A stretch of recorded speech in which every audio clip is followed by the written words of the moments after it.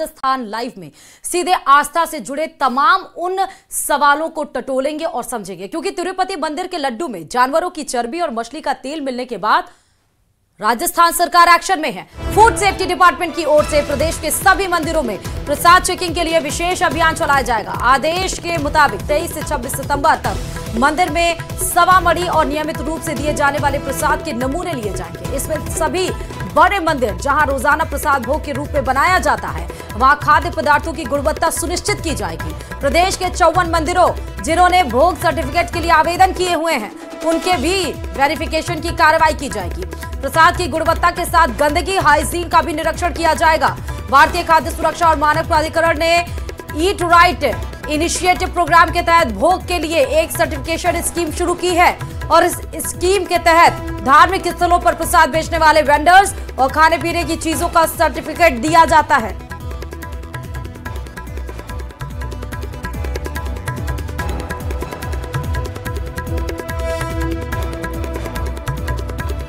यह प्रमाण पत्र खाद्य सुरक्षा के मानकों और हाइजीन सैनिटाइजेशन की पालना करने वाले मंदिरों, धार्मिक स्थानों को दिया जाता है। और दरअसल यह विवाद तब से शुरू हुआ है जब आंध्र प्रदेश के सीएम यानी कि मौजूदा मुख्यमंत्री चंद्रबाबू नायडू की पार्टी टीडीपी ने बुधवार को यह आरोप लगाया कि वाईएसआर सरकार के कार्यकाल में तिरुपति मंदिर में मिलने वाले लड्डू यानी कि प्रसादम में जानवरों की चर्बी वाला घी और फिश ऑयल मिलाया गया है।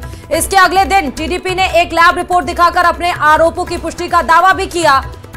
इसके खिलाफ वाईएसआर कांग्रेस ने हाई कोर्ट से नायडू यानी कि चंद्रबाबू नायडू के आरोपों की जांच के लिए एक कमेटी बनाने की मांग की।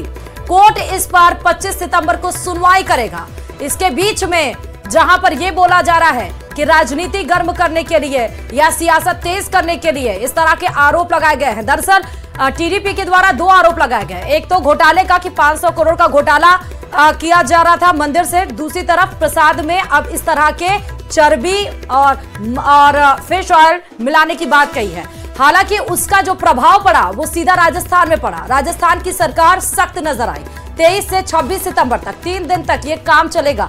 54 मंदिर ऐसे हैं जिन्होंने भोग सर्टिफिकेट्स के लिए आवेदन कर दिया है। 14 मंदिरों के पास भोग सर्टिफिकेट है ऑलरेडी। आपको ये भी बता दें कि दरअसल होना यही चाहिए। देखिए, जैसे एक्शन में भजनलाल सरकार आई है, बड़े मंदिरों में प्रसाद की जांच की जाएगी। 14 धार्मिक स्थानों पर 14 मंदिरों ने सर्टिफिकेट मांगा है। आपको ग्राफिक्स के जरिए बता रहे हैं। सीएम काफी ज्यादा सख्त हैं। 3 दिन तक ये विशेष अभियान चलाया जाएगा। सभी मंदिरों की जांच की जाएगी। प्रदेश के सभी बड़े मंदिरों में जांच की जाएगी कि वहां पर गुणवत्ता कैसी की जा रही है। जो टीम नियुक्त की गई है, क्या उनके पास सर्टिफिकेट है या नहीं सर्टिफिकेट है, क्या उनके पास ट्रेनिंग है या नहीं ट्रेनिंग। क्योंकि जो विशेष भोग बनाया जाता है वो कोई भी कारीगर, कोई भी हलवाई नहीं बना सकता। उसके लिए बाकायदा एक टीम बनाई जाती है। उस टीम को पहले निरीक्षण कराया जाता है, उसकी ट्रेनिंग की जाती है और ट्रेनिंग दिलाने के बाद जब भोग बनके तैयार होता है तो एक टीम और रहती है जो उसका निरीक्षण करेगी। बाकायदा रूल्स होते हैं, क्योंकि इस तरह के रूल्स आपको ध्यान होगा 2021 में जब हरियाणा का चुनाव 2021 में जब नवरात्र आने वाला था तो FSSAI जो भारतीय खाद्य सुरक्षा जो कमेटी है उसने इस तरह के नियम लागू किए थे, क्योंकि उस दरमियान नवरात्र, दिवाली और तमाम त्योहार लगातार लगे हुए थे। और अभी भी नवरात्र आने वाला है, दिवाली जैसा बड़ा जो पर्व है आने वाला है। उसके पहले जिस तरह से विवाद शुरू हुआ है तिरुपति मंदिर में भोग को लेकर, प्रसादम को लेकर, उसके बीच में ये बताया जा रहा है कि जहां जानवरों की फैट ऑयल, फिश ऑयल मिलाए जाते हैं, इसको लेकर राजस्थान में कितना बड़ा एक्शन देखने को मिल रहा है आप इस खबर से समझ सकते हैं। उसका इफेक्ट जैसा हम बता रहे हैं कि उसका प्रभाव सीधा यहां पर पड़ा हुआ है। और राजस्थान सरकार में भजनलाल सरकार ने ये जांच के आदेश जारी कर दिए हैं। सभी बड़ी मंदिरों में 23 से 26 सितंबर तक जांच चलेगा। 14 धार्मिक स्थलों के पास सर्टिफिकेट है। 14 जो 54 मंदिर है यानी कि 54 जो टेम्पल्स हैं उन्होंने सर्टिफिकेट मांगा है। 23 से 26 सितंबर तक ये जांच चलेगा। जिनके पास सर्टिफिकेट नहीं होगा, जो मानक के अनुसार सही नहीं बैठेंगे, उनके ऊपर सख्त कार्रवाई की जाएगी। क्योंकि एक बकायदा टीम होती है, एक निरीक्षण टीम होती है, एक कमेटी बनाई जाती है भोग के लिए।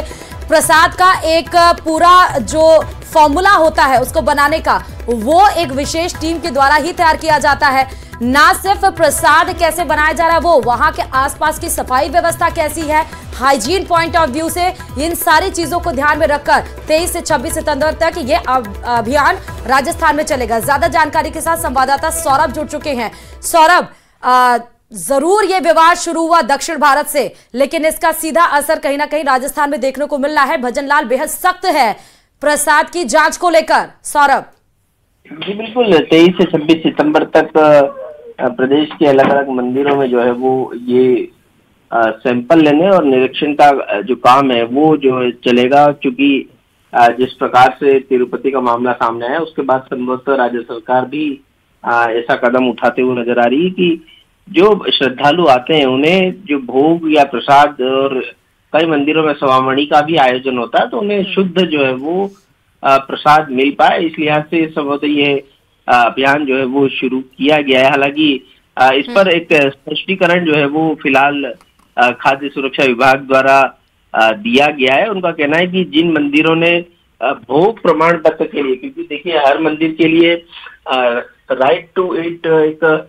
सर्टिफिकेट जो है वो जारी होता है खाद्य सुरक्षा विभाग द्वारा, उनमें जिन मंदिरों ने आवेदन किया है वहीं पर ही जो है वो ये जांच करनी है। बाकी मंदिरों के शेष जो मंदिर है उनके अंदर जांच जो है वो नहीं करनी है। ये स्पष्टीकरण जो है वो खाद्य सुरक्षा विभाग द्वारा फिलहाल जो है वो भेजा गया है। इसके अलावा मंदिरों के बाहर जो वेंडर प्रसाद बनाते हैं उनकी जांच करने को भी कहा गया है। लेकिन जिन्होंने सर्टिफिकेट के लिए आवेदन नहीं किया है उन मंदिरों की जांच जो है वो नहीं होगी। ये अभी लेटेस्ट जो है वो खाद्य सुरक्षा विभाग ने इस अभियान को लेकर अपना स्पष्टीकरण जो है वो दिया है। लेकिन कई मंदिरों में भोग प्रसादी जो है वो बनती है और कई मंदिरों ने आवेदन भी इस सर्टिफिकेट के लिए किया है। तो संभवतः ये जांच जो है वो होगी और उससे ये पता चल पाएगा कि किन मानकों पर जो है वो प्रसादी जो है वो तैयार की जाती है और श्रद्धालु शुद्ध प्रसादी पाए, उस लिहाज से ये अभियान महत्वपूर्ण है।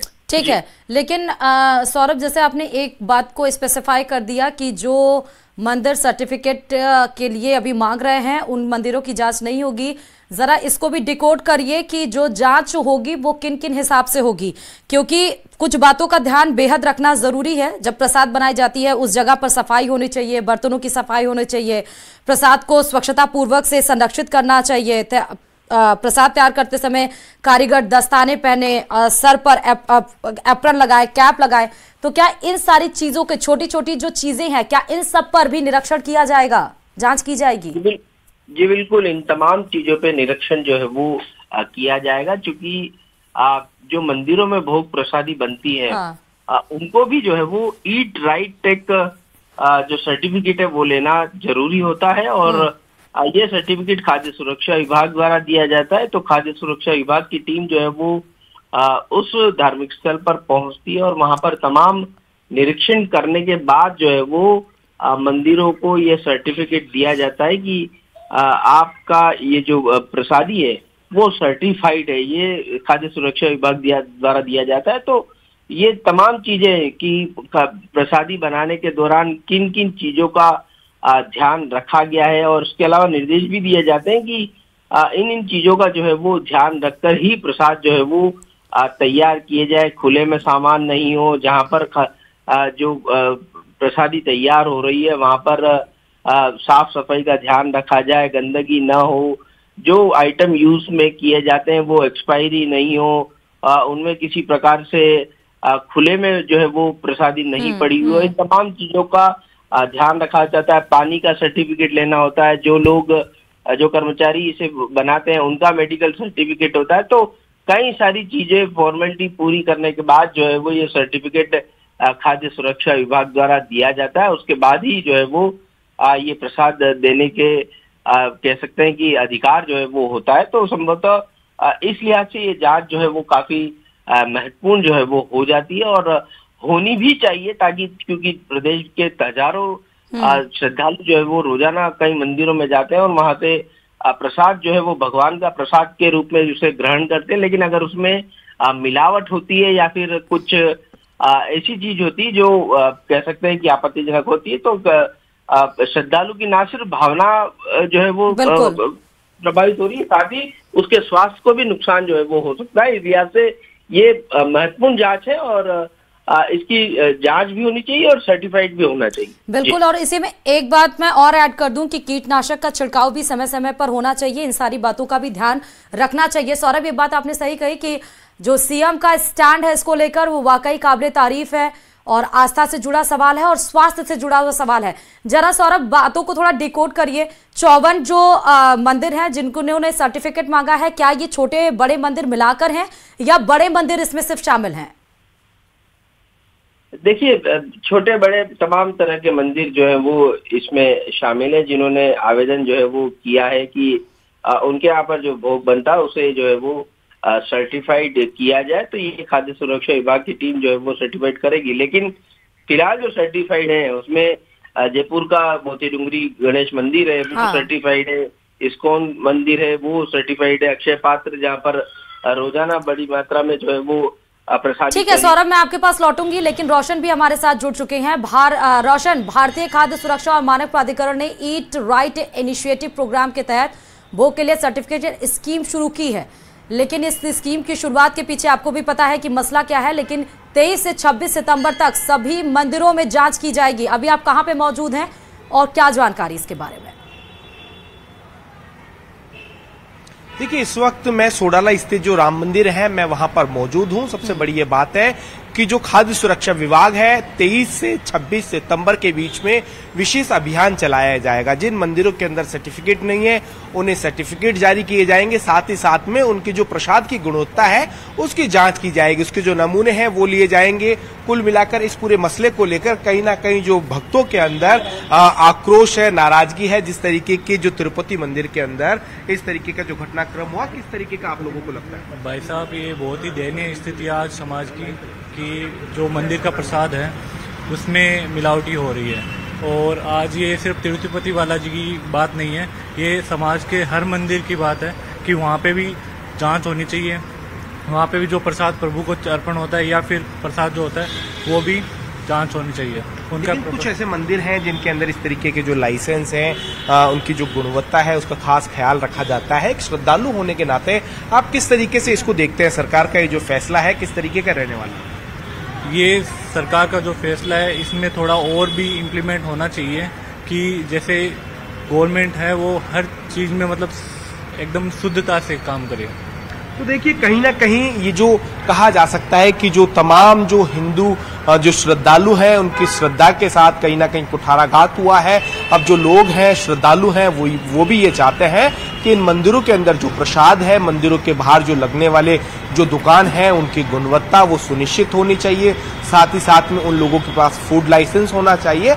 और खासकर जिन मंदिरों के अंदर स्वामणी होती है, जहां पर भंडारे होते हैं, प्रसाद होते हैं, उसके अंदर भी खास इंतजामात हो। इसके लिए राज्य सरकार जो है विशेष यहाँ पर अभियान चलाएगी। हमारे साथ और भी कई श्रद्धालु मौजूद हैं, हम उनसे बात करेंगे कि किस तरीके से वो इस तरीके के जिस तरीके से तिरुपति मंदिर में जो श्रद्धालुओं के साथ कहा जा सकता है कि इस प्रसाद के नाम के ऊपर जो उन लोगों के साथ कुठाराघात हुआ है उसको लेकर हम बात करेंगे। हमारे साथ कुछ श्रद्धालु मौजूद हैं।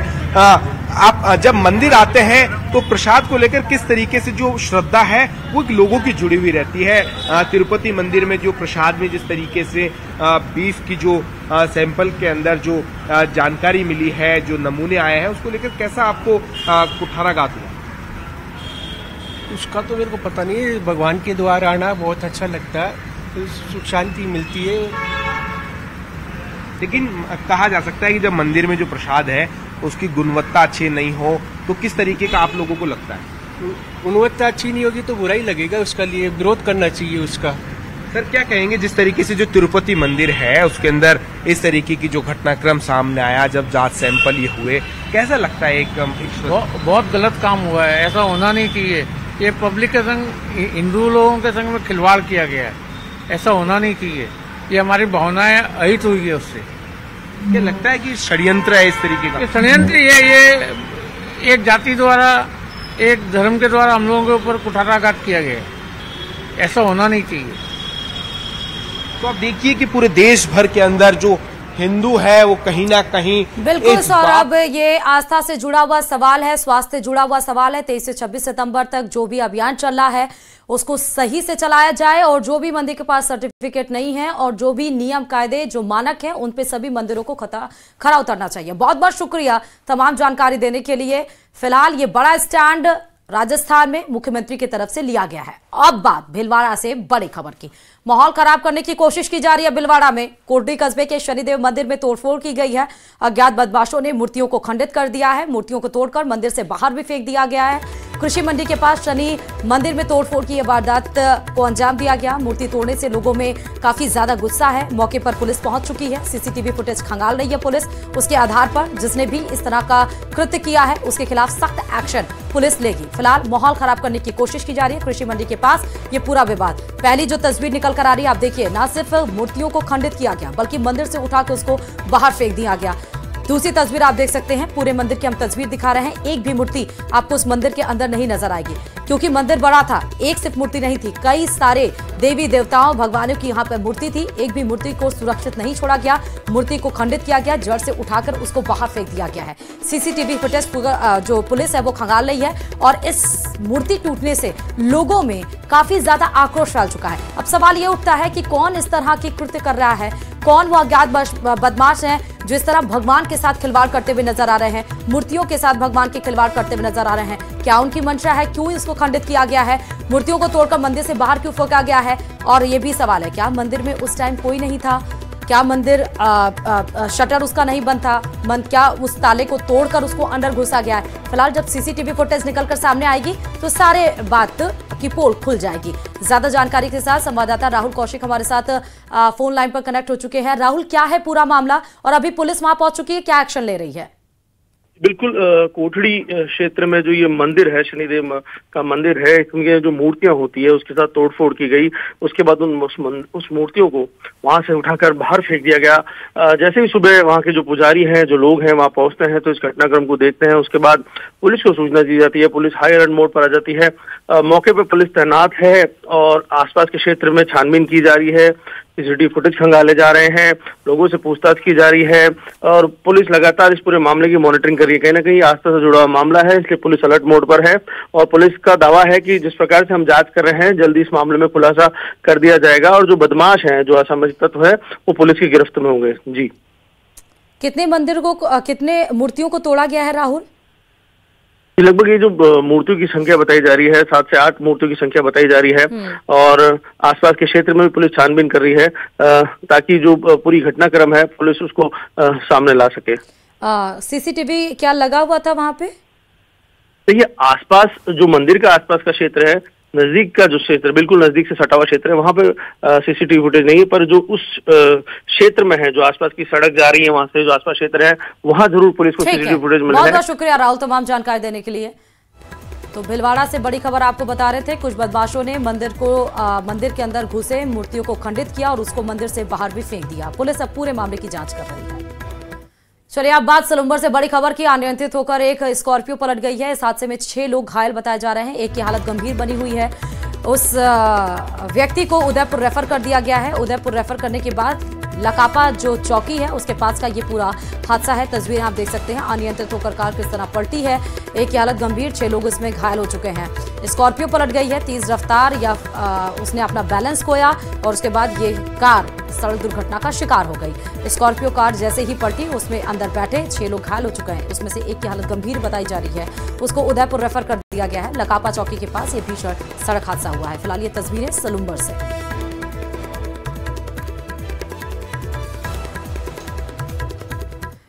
और अब बात जयपुर से बड़ी खबर की भी, जहां कंपनी सेक्रेटरी अजय शर्मा की मौत मामले में अपडेट निकलकर सामने आया। दरअसल डीसीपी ट्रैफिक ने एएसआई हरि सिंह को सस्पेंड कर दिया है। परिजनों की शिकायत पर डीसीपी ट्रैफिक ने यह बड़ा एक्शन लिया है जिसमें सस्पेंड किया गया है एएसआई को। एएसआई पर आरोपी कार चालक को बचाने का आरोप है। आरोप यह भी है कि घटना के वक्त कार चालक महेंद्र रुंडला नशे में था। घटनास्थल पर कार में शराब की बोतल भी मिली थी। ये सीधे तस्वीर आपको दिखा रहे हैं। कल आपने देखा होगा ये तस्वीरें जहां पर नजर आई थी और फिलहाल अब इसमें एक बड़ा एक्शन लिया गया है। कंपनी सेक्रेटरी अजय शर्मा की मौत में यह अपडेट है। जो एसआई है उसको सस्पेंड कर दिया गया है।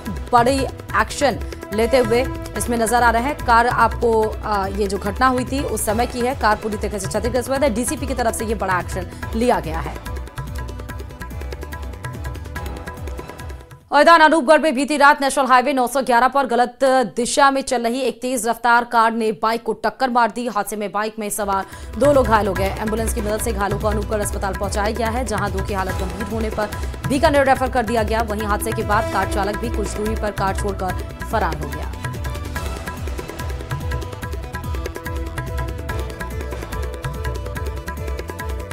कोटा जिले में रसद विभाग की टीम ने कार्रवाई करते हुए शहर के अलग अलग इलाकों से 14 घरेलू सिलेंडरों को जब्त किया है। इन घरेलू सिलेंडर को ढाबों और रेस्टोरेंट में इस्तेमाल किया जा रहा था। घरेलू सिलेंडर के व्यावसायिक दुरुपयोग की रोकथाम के लिए खाद्य एवं नागरिक आपूर्ति विभाग के निर्देशानुसार अभियान चलाया जा रहा है। अभियान के तहत विभाग की टीम ने नयापुरा गुरुद्वारा रोड सहित अलग अलग इलाकों में कार्रवाई की और 14 घरेलू सिलेंडर को जब्त किया।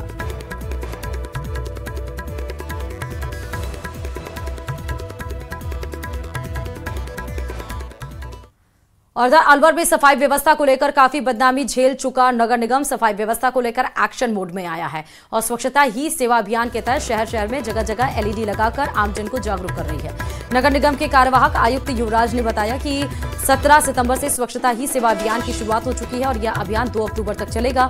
इस अभियान की पालना सुनिश्चित करने के लिए आम पब्लिक को जागरूक किया जा रहा है। अभियान को सफल बनाने के लिए हर बड़े चौराहे पर एलईडी लगाई जा रही है। जैसा कि आपको अभी देखने को मिला होगा, स्वच्छता ही सेवा 2024 का प्रारंभ हो चुका है 17 अपने सितंबर से और ये 2 अक्टूबर तक चलेगा। तो इसके तहत हमें नगर निगम को हमारी ये जिम्मेदारी है और जैसा कि कलेक्टर महोदय द्वारा भी इसको बहुत गंभीरता से लिया गया और हमें निर्देश दिए गए। और बीकानेर के श्री डूंगरगढ़ से बड़ी खबर आपको बताते चले कि न्यूज 18 राजस्थान की खबर का बड़ा असर हुआ है। बीकानेर के श्री डूंगरगढ़ से बड़ी खबर है। न्यूज 18 ने यह खबर प्रमुखता से चलाई थी, उसके बाद बड़ा असर देखने को मिला। दरअसल बिजली विभाग के कनिष्ठ अभियंता के साथ मारपीट का मामला, जहां पर पुलिस ने ठुकरिया सरपंच और उसके बेटे को गिरफ्तार कर लिया है।